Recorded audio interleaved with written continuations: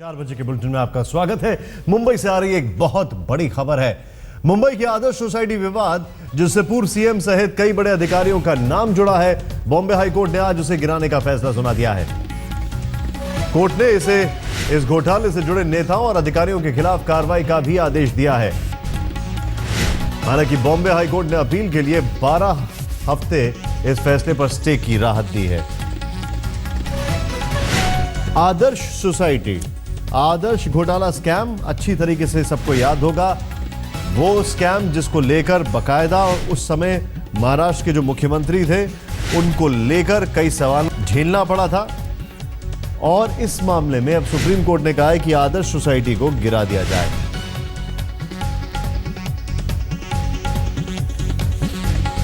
विद्या इस वक्त हमारे साथ है, जिनके साथ याचिकाकर्ता के वकील भी मौजूद है। विद्या, क्या कहना है इनका, क्या कहा अदालत ने, एक एक चीज समझाएं।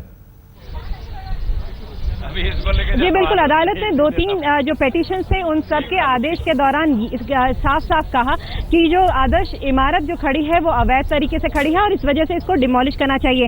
याचिकाकर्ता के वकील से ही बात करते हैं। सिर्फ कुछ कॉस्ट की भी बात कही गई थी। उस कॉस्ट को लेकर किसको पैसे देने हैं, 6 लाख रुपए किसको देने हैं? आज का जो जजमेंट था उसमें आदर्श सीएचएस ने एक पिटीशन फाइल की थी। इन्होंने एमओईएफ के एक्शंस को, एनवायरमेंट मिनिस्ट्री के एक्शंस को चैलेंज किए थे। उन्होंने कहा था कि बिल्डिंग की डेमोलिशन न होनी चाहिए। कोर्ट ने आदर्श सोसाइटी का केस डिसमिस कर दिया और ये कहा कि बिल्डिंग को डिमोलिश किया जाना चाहिए। साथ में कोर्ट ने यह भी कहा कि आदर्श सोसाइटी को 1-1 लाख रुपए सारे ऑपोजिट पार्टीज को देने होंगे, जो टोटल 6 लाख रुपए बनते हैं। कोर्ट ने यह भी कहा कि जिन ऑफिसर्स और बाकी पब्लिक सर्वेंट्स का हाथ है स्कैम में, जिन्हें आदर्श को बनने दिया, एक पूरी डिटेल इन्वेस्टिगेशन और इंक्वायरी होनी चाहिए और जिसके नाम सामने आए उसके ऊपर एक्शन होना चाहिए। कोर्ट ने यह भी कहा कि बाकी जो अथॉरिटीज और कोर्ट्स में केसेस पेंडिंग हैं उनको प्रोसीड करना चाहिए और इन अकॉर्डेंस विद लॉ उन पे फैसला होना चाहिए। तो क्रिमिनल केस जो भी ब्यूरोक्रेट्स, जो नेता इस पूरे मामले से जुड़े हुए थे, उनके खिलाफ क्रिमिनल केस होना चाहिए। यही नहीं, मिनिस्ट्री ऑफ डिफेंस को ये जांच पड़ताल करना पड़ेगा कि जब ये आदर्श इमारत खड़ी हो रही थी तब उस समय नो ऑब्जेक्शन क्यों नहीं लिया गया। ये सारी बातों का पता लगाना पड़ेगा। पूरे 12 हफ्तों का समय भी दिया गया है। इस पूरे ऑर्डर पर स्टे लगाया गया, वो किस लिए? आज का जो स्टे दिया गया है, जब कोर्ट ने जजमेंट प्रोनाउंस किया तब उन्होंने कहा कि 4 हफ्तों में बिल्डिंग को डिमोलिश करना चाहिए।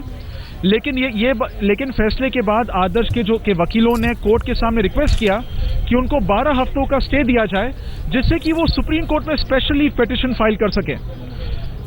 इस स्टे का विरोध सरकार के वकील ने नहीं किया, तो ये बात को ध्यान में रखते हुए कोर्ट ने आदर्श सोसाइटी को 12 हफ्तों का टाइम दिया गया सुप्रीम कोर्ट में स्पेशली पिटीशन फाइल करने के लिए। मेरा सवाल एक ये है, 12 हफ्तों तक आदर्श का डिमोलिशन नहीं होगा। वकील साहब से एक सवाल है, मेरा सवाल ये है कि सीधे इस मामले में उस वक्त के जो मुख्यमंत्री थे कांग्रेस के, अशोक चौहान, उनको अपनी गद्दी से हटना पड़ा था क्योंकि यह आरोप था कि उनके परिवार के 3 लोगों को इसमें फ्लैट दिया गया है।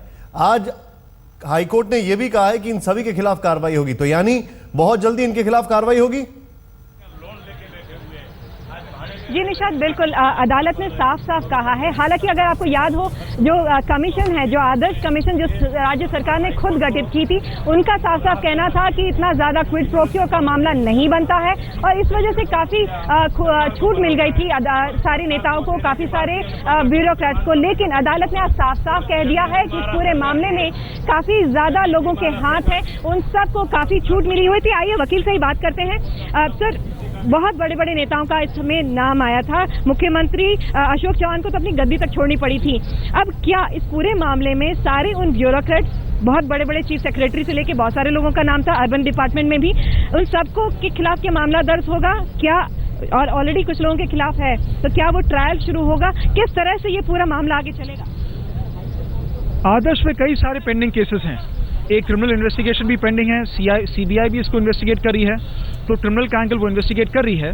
साथ में जो बाकी पेंडिंग केसेस है, कोर्ट ने ये कहा कि जो आदर्श की बिल्डिंग को डिमोलिश होना चाहिए, क्योंकि आज को जो पिटीशन था उसमें एनवायरमेंट का इशू लिया गया था। तो ये इस इशू पे कोर्ट ने अपना फैसला दे दिया है। साथ में बाकी जो क्रिमिनल केस जो पेंडिंग है उसकी वो प्रोसीड करता रहेगा। उसके पहले आदर्श की इंक्वायरी कमीशन भी थी जिसने अपनी फैक्ट फाइंडिंग की थी, लेकिन उसकी रिपोर्ट स्टेट गवर्नमेंट ने एक्सेप्ट नहीं की थी। तो यस, अभी दरअसल जो आदर्श सोसाइटी के जो वकील हैं वो भी जब जा रहे थे, काफी ज्यादा जो अभी वकील है इस पूरे मामले में वो भी गुजरे थे। आदित्य जैसे बता रहे थे कि इस पूरे मामले में जिस तरह से जो क्रिमिनल प्रोसीडिंग्स हैं वो तो ऑलरेडी शुरू है। अगर आपको याद हो निशात, सीबीआई ने ऑलरेडी चार्जशीट दायर की हुई है इस पूरे मामले में। सीबीआई ने अशोक चौहान को भी उसमें आरोपी बनाया है, जिसके खिलाफ वो सुप्रीम कोर्ट तक गए हैं। बॉम्बे हाई कोर्ट ने उस मामले से अशोक चौहान को निकालने से मना कर दिया था। तो ये मामला अभी तक लंबा चल रहा है और इन्हीं वजहों की वजह से पूरा जो ट्रायल है आदर्श मामले में वो अब तक शुरू नहीं हो पाया है। लेकिन आज जो आदेश मिला है बॉम्बे हाई कोर्ट से उससे काफी ज्यादा मदद मिलेगी। विद्या, काफी मदद मिलेगी। आदर्श, जो आप मेरे साथ बने रहिए, हम आपके पास वापस आ रहे हैं। 31 मंजिला इमारत है ये आदर्श सोसाइटी, कोलाबा साउथ मुंबई के पॉश इलाके में है। जो युद्ध में वेटरन्स थे, वॉर वेटरन्स जिन्हें कहा जाता है, और उनकी जो विधवाएं हैं उनके लिए इसमें फैसला किया गया था। लेकिन होता कौन है इसमें, मकान कौन लेते हैं? ब्यूरोक्रेट्स, पॉलिटिशियंस, डिफेंस से जुड़े कुछ लोग।